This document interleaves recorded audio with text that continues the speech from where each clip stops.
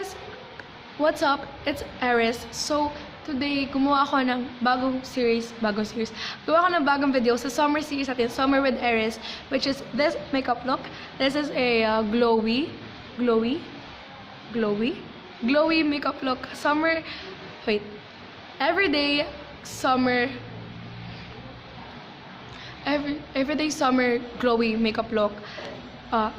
Everyday makeup look for the summer. Yun na talaga yung title, guys. Yun na talaga yung title. So, ito yung nakuha ko. Medyo nagka-problema ako sa eyeliner, pero yan. So, if you guys want to know how I did make this makeup look, please keep on watching. So, without further ado, let's get started. We're going to start with foundation. Alam ko, pag summer, ayaw na nagpa-foundation. So, kung ayaw nyo mag-foundation, you can always use BB cream or pressed powder like this. Kaso nga lang kasi, in my case, I have acne scars that I want to hide under this foundation. So yun, this is the Detail Makeover Liquid Foundation Matte Finish. I highly suggest na haluan nyo to ng moisturizer or liquid highlighter kasi lalo na sa mga dry skin girls ko dyan. For your preference, I am dry skin. So I'm just going to use my contour brush to blend my face.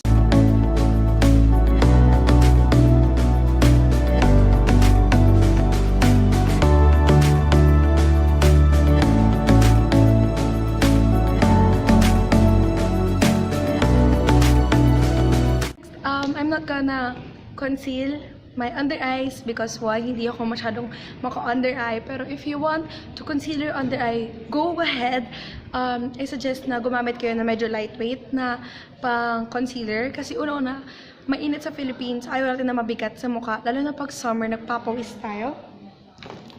And next, pag nasa Philippines kasi tayo, usually talaga, sobrang init na Philippines. Hindi natin kaya mag-breakdown yung makeup natin pag naka-heavy makeup on tayo. So, gagamitin ko yung Maybelline New York Clear Smooth All-in-One Foundation. Powder to, pressed powder actually. Pressed powder foundation, di ko sure. Pero ito lang yung to-go pack.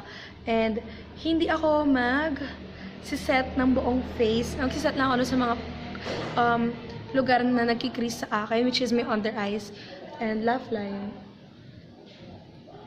And of course, ang ginagawa kong motion, pat, instead na swiping motion.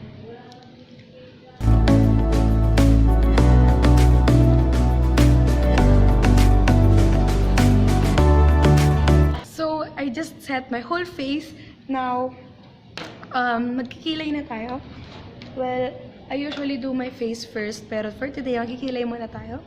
So, I'm going to use yung Maybeline na Etude House Drawing Eyebrow. Hindi ko alam kung ano shade nito. I think this is coffee.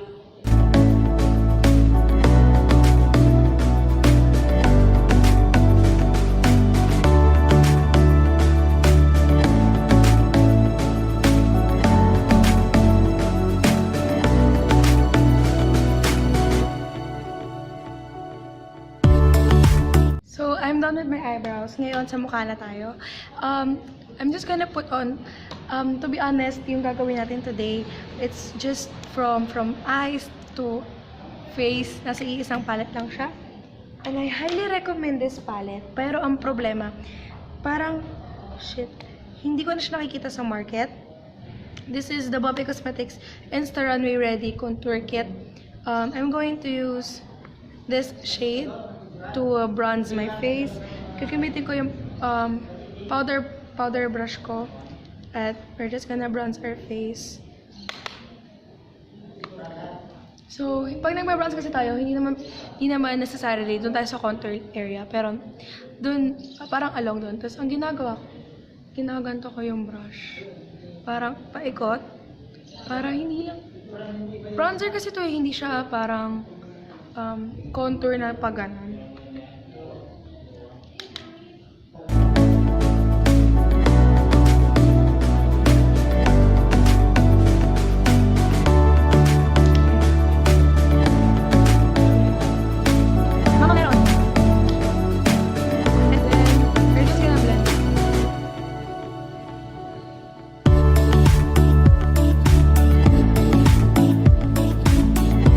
next, we're going to do blush. And yung blush ko gagamitin is also from this contour kit, this shade over here.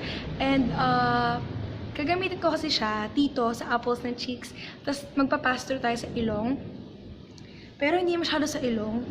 Pero alam niyo yung kay Nadine yung drunk blush. Parang ganun pero hindi to the point na kitang-kita yung blush.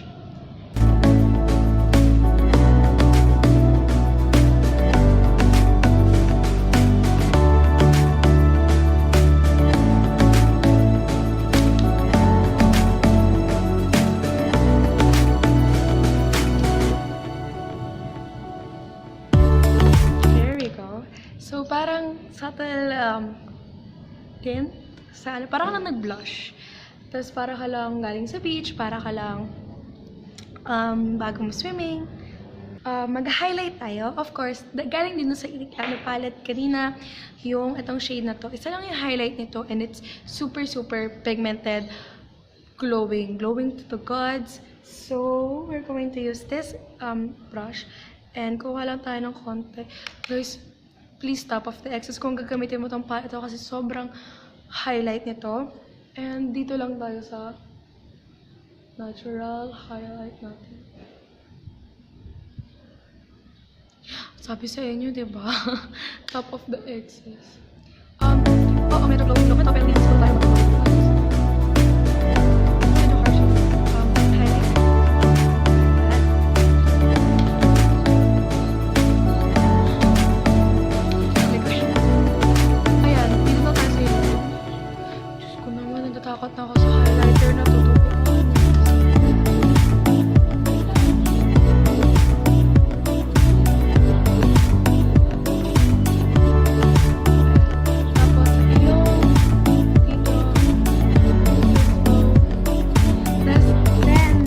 Sa mata tayo. Isusum ko kayo konti, papaharap natin. Baka yung buong mukha ko lang makita nyo. But, nasa screen yung gagamitin ko. I'm going to use this shade sa crease and yun lang gagamitin ko guys, yun lang. Wala nga man ito.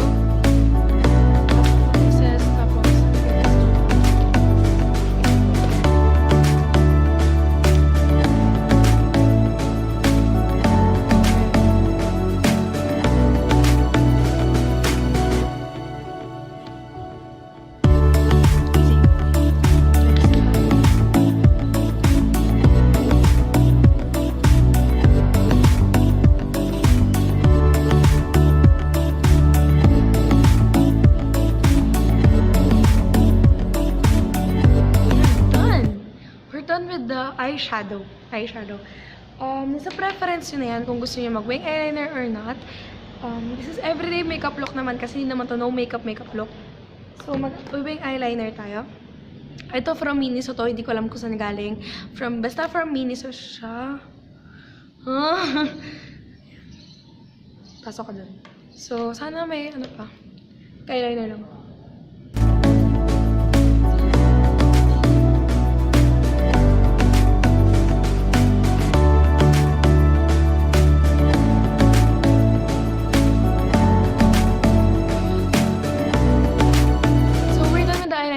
Film yung part dito kasi as you all know, problema natin lahat yan yung pagpapatay ng eyeliner. Hindi nga siya pantay pero let's pretend na pantay.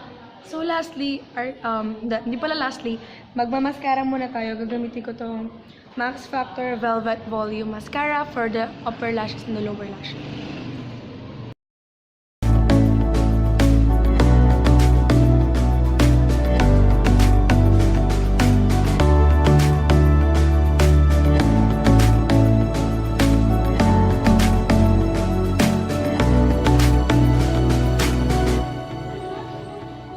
My face. Lastly, of course, magli-lips tayo. I'm going to use a lip tint. You can use whatever lipstick that you want. Kung gusto niyo mag-nude lipstick, go. I'm just going to use a nude lip tint. Anong nude na lip tint? Wow, nag-lip tint ka pa. This is the Bobbie Cosmetics Pretty and Tint na lip tint. So, this is in the shade Bitchet.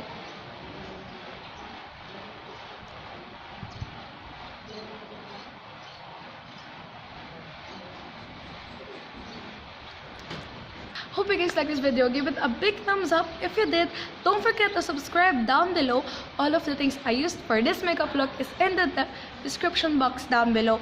And of course, give it a big thumbs up. Syempre, as support sa akin, guys. Sana dumami pa tayo sa fam. And so, see you guys in my next video for my summer series. Don't forget that every day is an adventure. See you guys in my next video. Bye!